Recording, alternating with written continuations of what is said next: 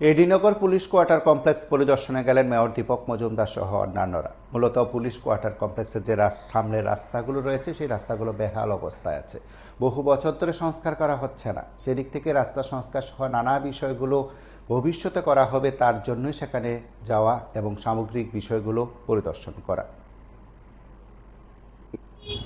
আমাদের এডিনগর পুলিশ লাইনের ভিতরে যে সকল কোয়ার্টারগুলি আছে এবং তার সম্মুখে যে রাস্তাগুলি আছে, আমাদের পকেটমধ্যে এসপি যিনি আমাদের মানিকবাবু এবং অন্যান্যরা এখানে আমাদের কাছে বলেছিলেন যে এটা ভিজিট করা, রাস্তাগুলি মেনটেন্যান্স করা বা নতুনভাবে কিছু করা।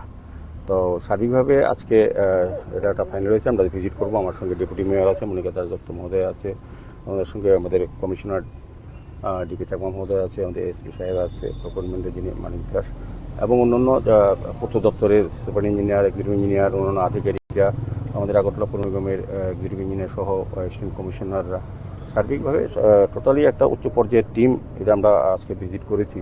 এবং এটা আমরা দেখেছি তাদের যে দাবি বা তাদের যে বলা যে রাস্তাটা সংস্কারের অভাবে ঢুকছিল এবং খুবই করুণ অবস্থা, এটা প্রায় 2.30 প্রায় হবে।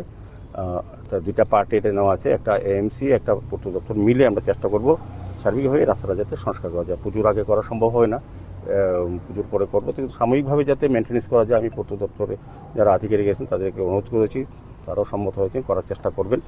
আর পুজোর পরে আমরা এএমসি এবং পিডব্লিউডি মিলেই ডিভিশন 5 বোধ না 5 তা মিলে আমরা আলোচনা করে রাস্তা করে দেবো। সার্বিক এই এলাকা যারা বসবাস করে, এই কোয়ার্টারে যারা অধিবাসী, আমাদের আরক্ষা দপ্তরে যারা দিন রাত্র আমাদের সরকার এবং মানুষকে, জনগণকে রক্ষা করে সমস্ত প্রয়োজনীয় কাজ করে, তাদেরও যাতে সুন্দরভাবে ভালোভাবে থাকতে পারেন, রাস্তা ব্যবহার করতে ভালোভাবে, সেই দায়িত্ব কিন্তু আমাদের এএমসি এবং আমাদের রাজ্য সরকারের বিভিন্ন দপ্তরেরও।